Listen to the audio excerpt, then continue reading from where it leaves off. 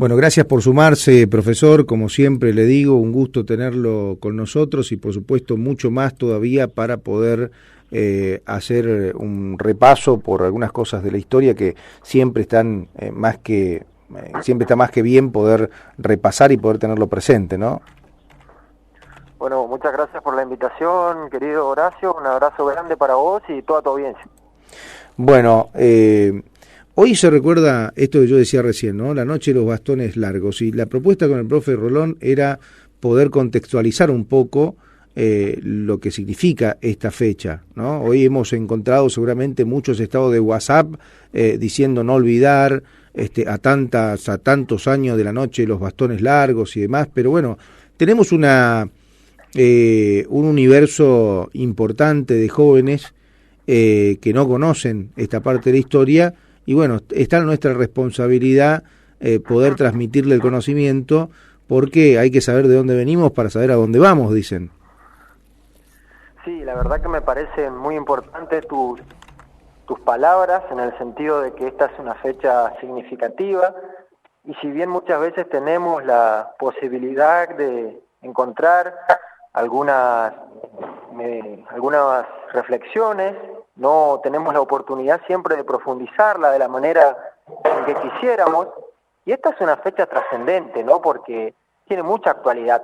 Recordemos que esa etapa histórica estuvo marcada por los golpes militares, por interrupciones del Estado de Derecho, y hacía poco tiempo, aproximadamente un mes de esa fecha, el 29 de julio de 1966, que había sido eyectado del poder por un golpe militar el presidente constitucional Arturo Illia, que es recordado por su simpleza, por su honradez, por su austeridad republicana, y había sido justamente expulsado por los militares encabezados por Juan Carlos Onganía, que tenía una visión cursillista de la historia, extremadamente nacionalista, si bien asume con declaraciones rimbombantes como que va a fortalecer el catolicismo, consagra el país a la Virgen, tenía una visión muy contundente respecto a lo que él creía que era el problema del país, el problema de la nación, que era la izquierda, ¿no? Consideraba a la izquierda, al comunismo,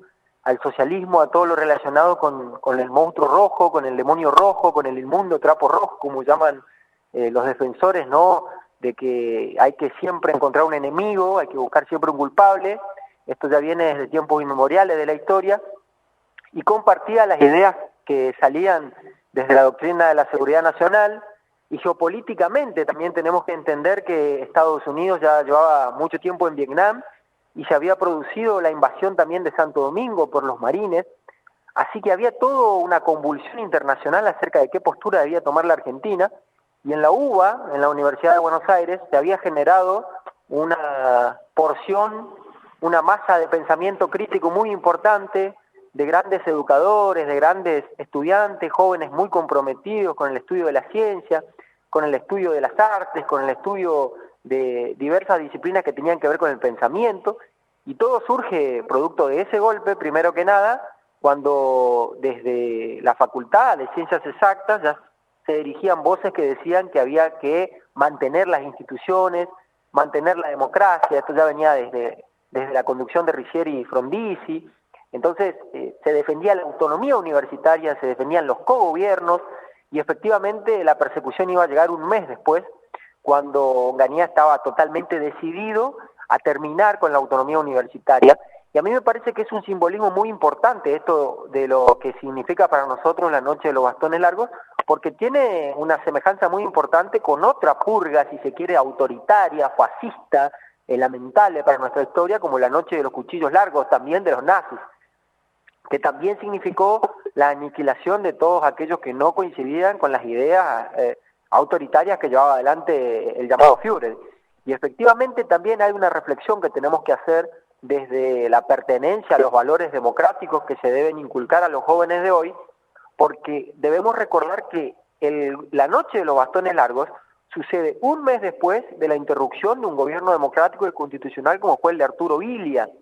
Pero también, si bien Arturo Illia aparece hoy ante nosotros como alguien que verdaderamente no se lo puede acusar de corruptelas ni nada por el estilo, sino que es uno de los prohombres de la Unión Cívica Radical, también la enorme mayoría del pueblo estaba proscripto por un golpe de Estado del 55 que intentó hacer desaparecer al justicialismo con el decreto 4161 que prohibía nombrar a Perón y al peronismo. Por lo tanto, la enorme mayoría del pueblo no podía votar. De aquí la importancia de la democracia, la importancia de la participación política. Y la porción que votó eligió al presidente Ilia, y efectivamente Ilia también es derrocado por la fuerza del poder conservador. Y fíjese usted, Horacio, qué paradoja, también para la fuerza revolucionaria y democrática y republicana de lucha por los derechos, de la ampliación de derechos de la Unión Cívica Radical, que aquí se produce derrocando a un presidente del signo radical, levantando las banderas de la autonomía universitaria, de los claustros universitarios y de la participación estudiantil que también habían sido esbozadas por la reforma universitaria con el gobierno de Irigoyen. Así que también esto es una bandera del verdadero radicalismo, ¿no? Bueno, claro, y además todo este proceso que es uno de los tantos que hemos vivido antes de volver a recuperar la democracia por completo en la Argentina. Por eso decías recién ahí, y es importante remarcarlo, lo importante que es resaltar la democracia en nuestro país. En este suceso, otra vez tienen como protagonista a los jóvenes, ¿no? Que suelen ser un poco los intransigentes de la historia. Sí, siempre, actualmente, ¿no? Existe también una porción de pensamiento o algunas elucubraciones que provienen de sectores de poder. No es necesario poner nombres porque nosotros no queremos alimentar la maldita grieta, pero creo que todos los comunicadores, los actores fundamentales del sistema democrático e institucional saben quiénes quieren el bien del país y quiénes trabajan para que sigamos divididos. Pero efectivamente también existe una idea de que la juventud no entiende qué pasa con el país, de que la juventud solo trasciende por cuestiones malas, negativas, de que la juventud no quiere trabajar, de que la juventud no le interesa nada que tenga que ver con el progreso.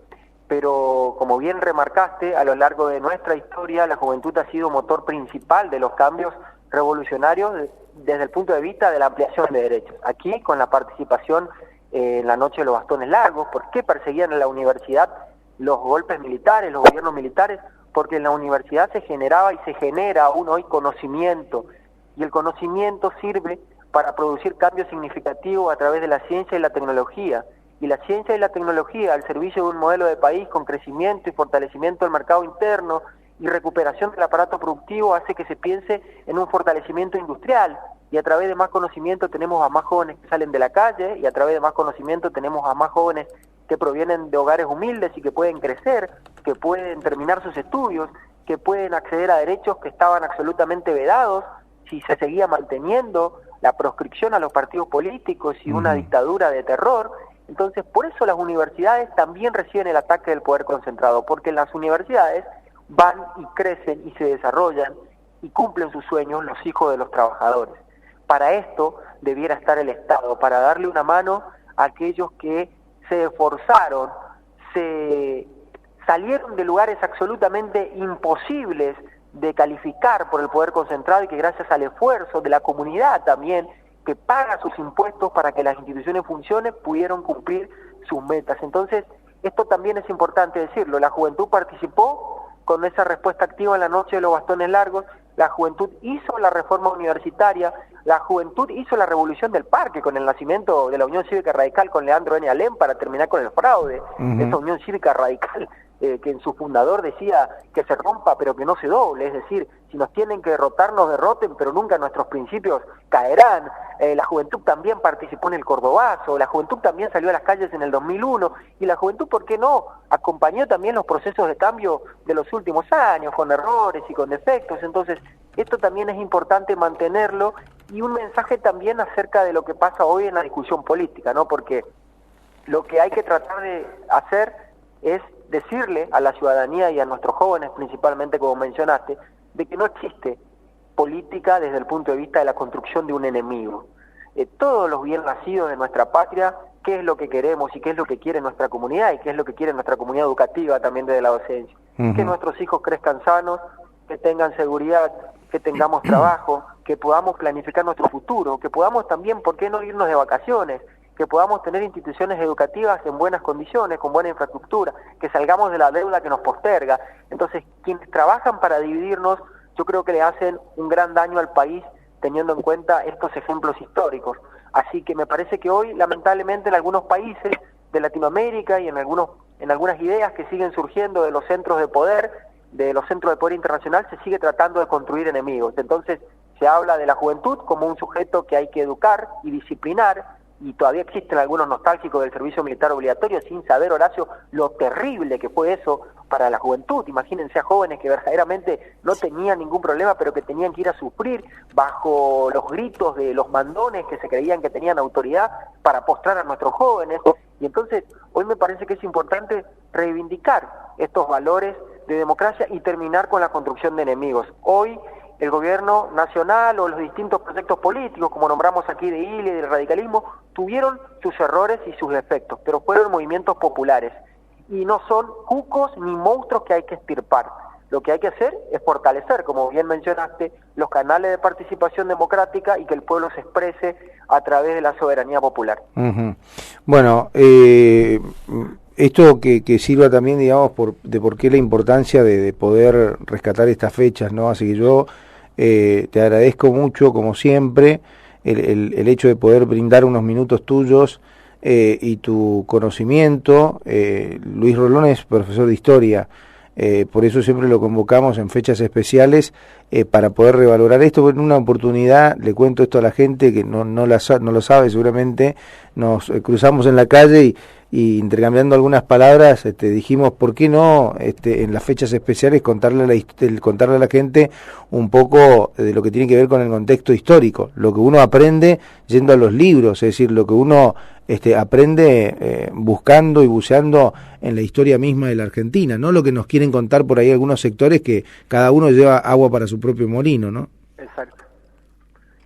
Así que bueno, yo te agradezco siempre por el espacio y seguimos instando a la participación democrática en cualquier partido político, Horacio, porque todos los artilugios que se pretenden instalar desde algunos sectores para decir que todo es una putrefacción, que la política en realidad es el enemigo del pueblo, son los que trabajan para que siempre las clases populares pierdan toda la esperanza. Entonces yo creo que hay que fortalecer las instituciones, hay que respetar las grandes tradiciones, hay que respetar las grandes instituciones. Por eso la Iglesia sigue actuando como faro de referencia a pesar de que haya malos curas, la medicina sigue siendo el reaseguro de la humanidad a pesar de que haya errores de algunos médicos, y la política también sirve como instrumento para cambiar la realidad a pesar de los corruptos que hoy tenemos enquistados en el poder. Y todas estas fechas son significativas, como mencionaste. Ayer también fue un aniversario más de la independencia del Perú, en donde nuestro gran general San Martín fue un destacado actor